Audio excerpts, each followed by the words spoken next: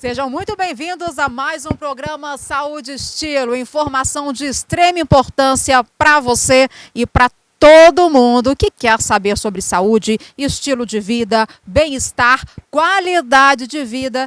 Tudo isso e muito mais, você já sabe que aqui no programa Saúde Estilo você vai ter, não é isso? Hoje vamos tratar de um assunto muito importante, gente, a visão. A visão, a gente tem que olhar a saúde dos olhos também. Muitas vezes a gente cuida da saúde do corpo como um todo e esquece dos olhos. E isso não pode acontecer. Por isso eu trouxe hoje um especialista renomado, um dos melhores do Brasil. Ele foi criador do Anel de Ferrara e o primeiro no mundo, não é no Brasil não, o primeiro oftalmologista no mundo a usar o anel no tratamento de ceratocone. Você não sabe o que é isso? Vai saber já já. Primeiro eu vou apresentar ele. Seja muito bem-vindo, Dr. Paulo Ferrara. Muito obrigada pela sua presença, viu? Olá, Ana. Boa tarde. Muito obrigado pelo convite. Fico muito feliz em estar aqui e poder prestar esclarecimentos sobre esse tema que é extremamente importante e interessante. Com certeza, importante e realmente muito importante. É essa palavra, importante, muito importante. Nada além que vocês vão ver que o assunto é sério e muita gente não tem ideia que existe essa doença chamada ceratocone. Primeiramente, doutor Paulo, quero que você se apresente, fale um pouco da sua história, que é muita coisa, é um currículo realmente muito extenso. Fala um pouquinho para o pessoal. Pois bom, eu sou formado aqui na Universidade Federal de Minas Gerais, em 1973. Me especializei em oftalmologia no Hospital São Geraldo, no serviço do professor Hilton Rocha, e fui assistente do professor Emir Soares, que é o pai das lentes de contato no Brasil.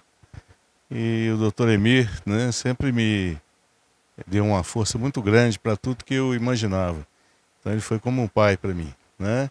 E eu comecei com as lentes de contato ali no Hospital São Geraldo. Ele era o chefe do serviço, eu assistente, e ali a gente tinha a oportunidade de atender muitos pacientes portadores de ceratocone, porque o serviço do professor Hilton Rocha sempre foi uma referência nacional. E essa doença era muito rara antigamente, né? E então todo mundo referia para a gente, porque ninguém tinha Conhecimento sobre o conhecimento nem a experiência para cuidar. E, portanto, ali eu aprendi muito sobre a doença. E a gente viu que a lente de contato, ela não conseguia atender a todos os pacientes, porque nesses casos do ceratocone, o ceratocone é uma doença que nos estágios iniciais faz com que a córnea fique muito sensível. Então a tolerância à lente é muito baixa. Então aquelas crianças, aqueles adolescentes, eles brigavam muito, né, com as lentes e muitos deles não conseguiam utilizar. E o ceratocone é uma doença que baixa muito a visão, né, impedindo que os meninos procedam nas suas atividades escolares, né, ou então atividades laborais. Então realmente é uma doença que é incapacitante, né? E até então as lentes de contato eram um recurso que a gente dispunha. A partir de 83 eu comecei então a trabalhar com cirurgias refrativas para correção de miopia, principalmente, né? Mas essas cirurgias eram muito limitadas, né? Elas só corrigiam até 4, 5 graus. E aqueles pacientes que tinham mais miopia ficavam desassistidos. Sim. Né? E o ceratocone está muito associado à miopia. Né? Quem tem ceratocone habitualmente tem miopia também. Então, eu comecei a me interessar pelo assunto, né? E comecei a fazer implantes intracorneanos, né? Que eram muito utilizados para correção de miopia. Existiam várias técnicas, vários estudos, né, sendo realizados na Colômbia, né, na Inglaterra. E eu me enveredei por aí. E acabei chegando no anel, né, o anel para correção da miopia. Nos primeiros momentos, o anel era dirigido para correção de miopia. Certo. Né, e para altas miopias, né, já que nessa mesma época, nos Estados Unidos, né, apareceu também uma linha de pesquisa para correção de baixas miopias. E ali a gente caminhou muito tempo junto, até que em 1993 surgiram os lasers para correção de miopia, que eram muito mais precisos, muito mais exatos.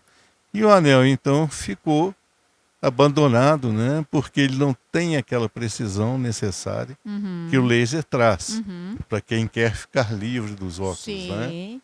Então, eu, a partir de 95, comecei a fazer o implante desses anéis em pacientes que tinham córneas deformadas. E nessa época eu estava ali no Hospital São Geraldo, né, trabalhando lá no departamento de cirurgia refrativa, e pude então ter a oportunidade de ter acesso a esses pacientes e utilizar essa técnica para aquela finalidade. Sensacional isso. Né?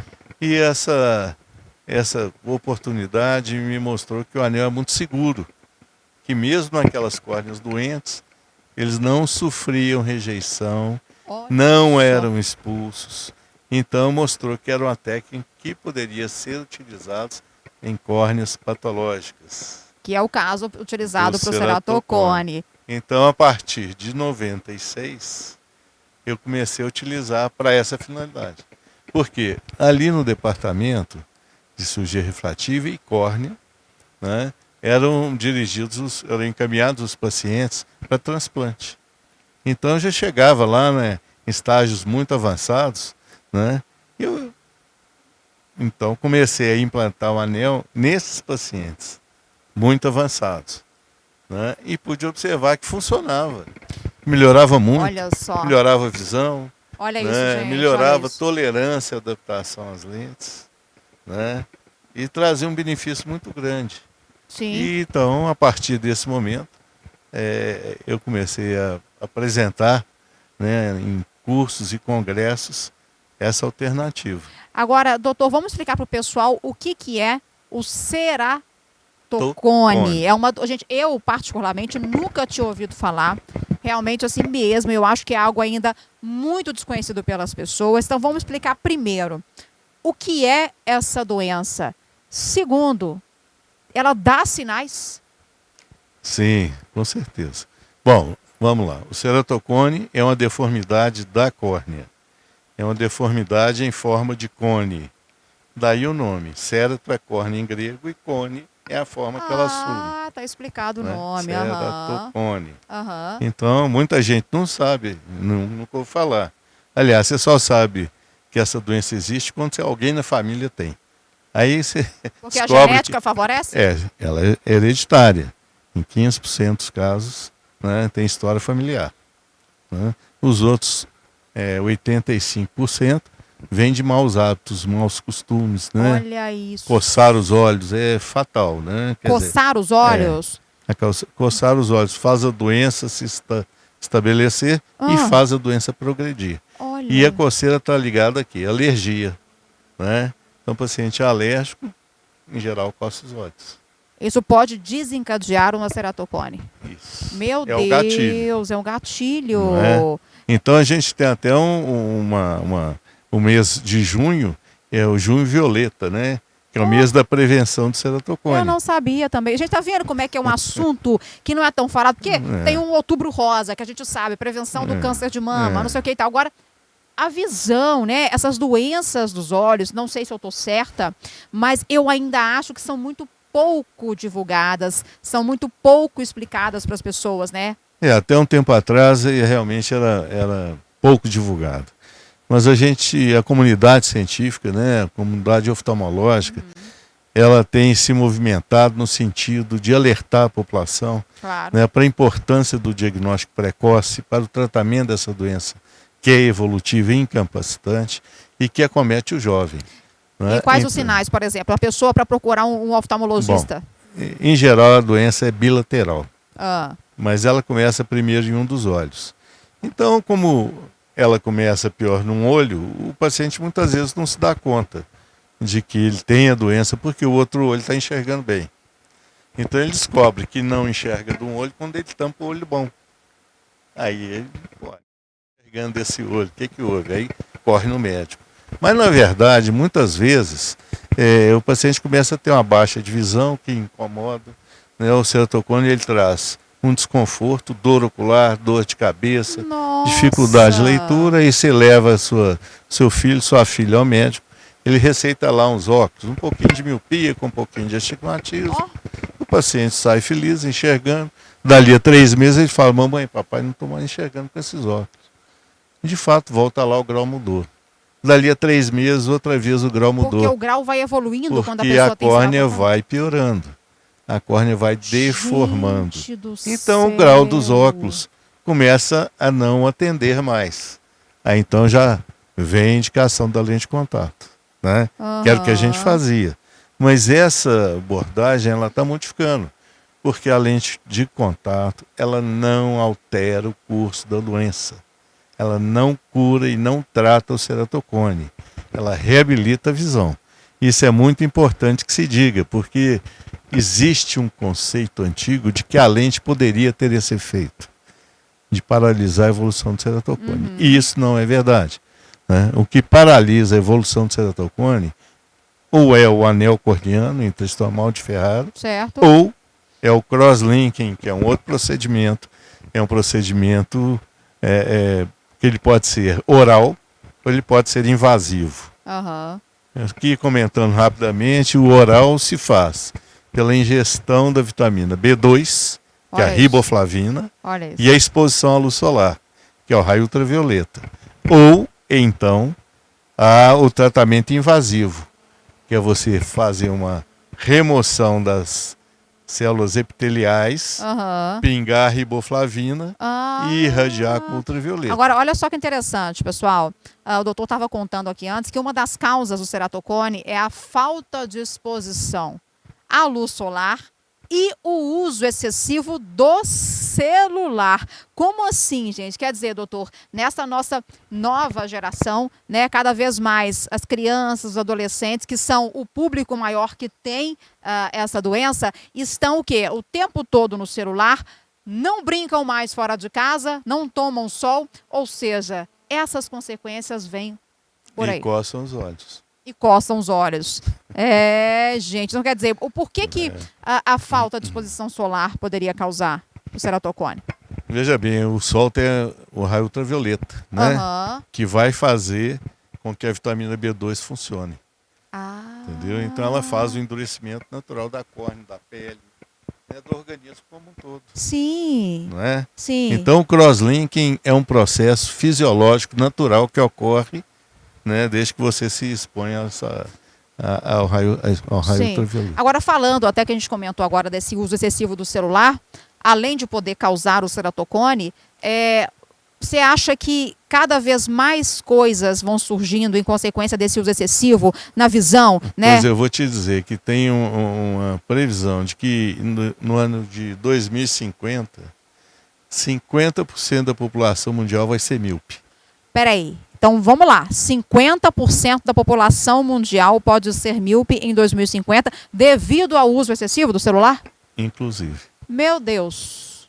Olha isso, gente. Olha isso. Isso aí já é um alerta, né, da Organização Mundial de Saúde, né, inclusive proibindo, né, crianças abaixo de 5 anos de utilizar a telinha. E é verdade que você utilizar, por exemplo, ficar com a tela do celular ou de um notebook muito próximo com a luz apagada é pior do que com a luz acesa? Esse é um mito ou é verdade? Veja bem, tem uma controvérsia, né, acerca da irradiação da luz azul, né?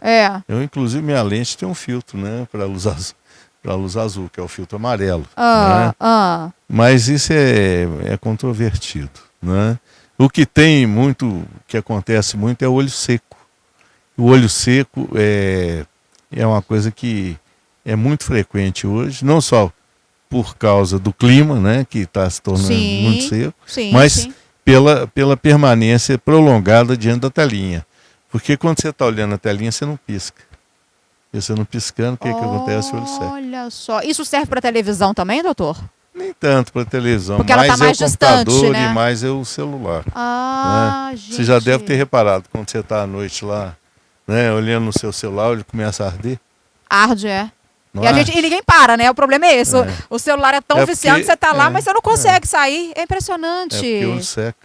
Gente. Né? Então, o olho seco, ele gera inflamação. Sim. E a inflamação gera coceira. E a coceira leva o ceratocone. Olha isso, vou dar só um recado rapidinho, gente, para você, claro, que é falando de saúde, né? Eu vou falar sobre a Clínica de Especialidades Médicas e Exames Guarani, está há mais de 16 anos no mercado, tem médicos conceituados que atendem em BH, nos melhores hospitais de Belo Horizonte e região, tá?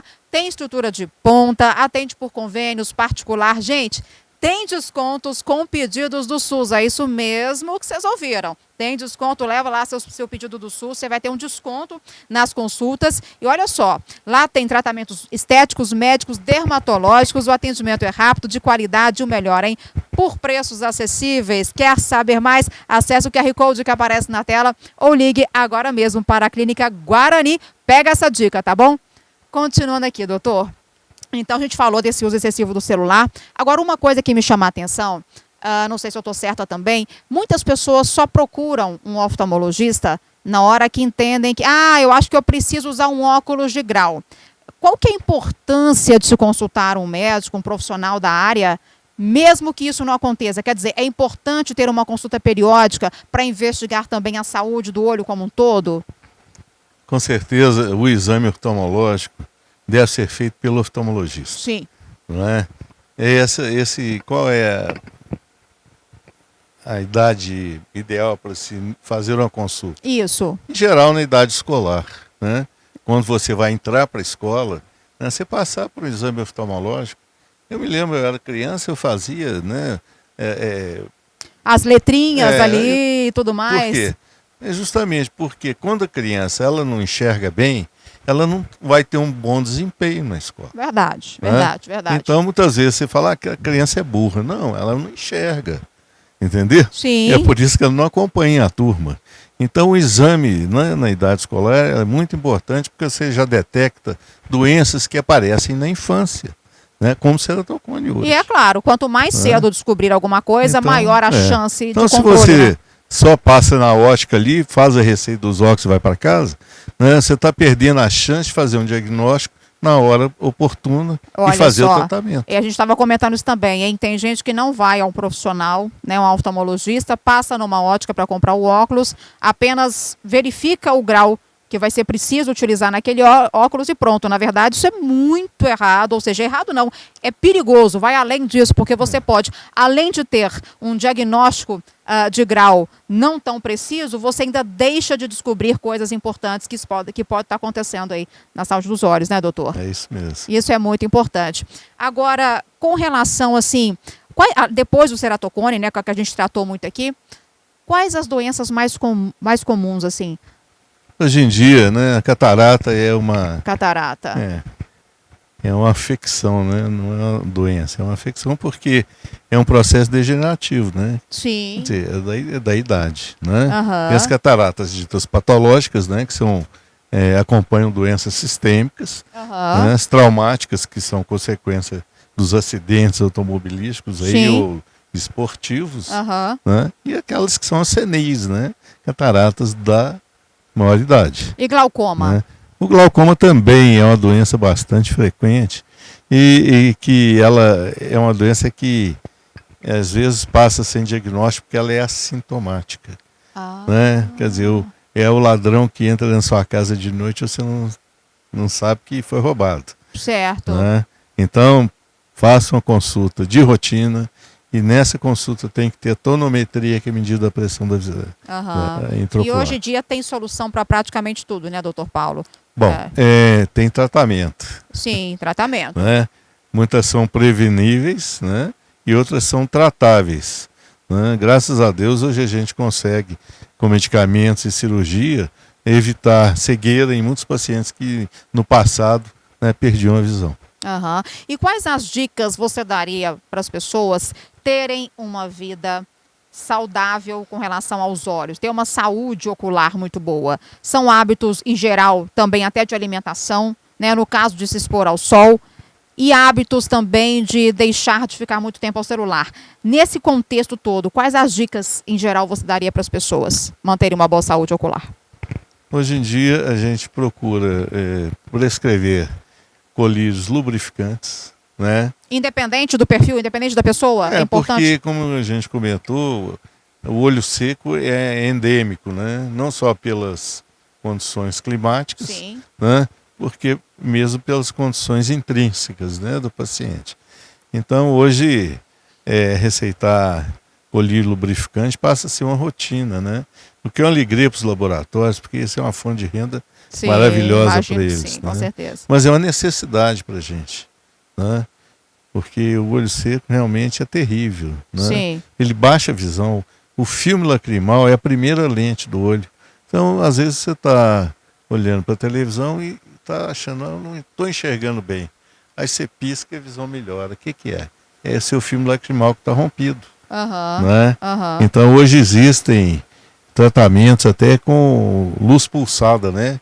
Que é um estimulante das glândulas aqui da pálpebra para proteger o filme lacrimal, né? Então, realmente, o olho seco é uma das causas de baixa de visão. Então, colírio é uma coisa, vitamina. Receita dos óculos, exposição à luz solar, alergias devem ser combatidas, né? Então, bons hábitos alimentares, como você falou, né? Eu acho que a gente hoje come muito enlatados, né? Nossa! É terrível. Terrível, gente. Enlatados é terrível para tudo.